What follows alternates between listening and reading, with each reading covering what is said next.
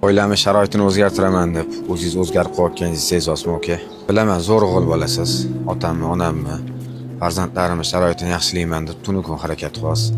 Lekin o'zingizning sog'lig'ingizga qaramasangiz bo'lmaydi, aka.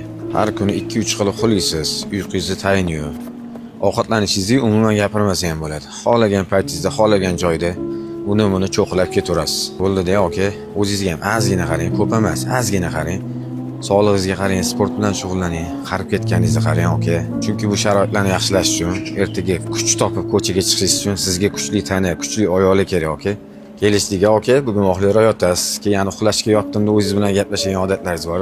Onasini inson azgina bugun shuni gaplashmang, aka. Uxlayroq uxlang. Xudo xolasa hammasi cho'tki bo'ladi, aka. Men siz bilanman, bitta yo'ldamiz. Sog'lig'ingizga qarang. Salomat bo'ling, aka.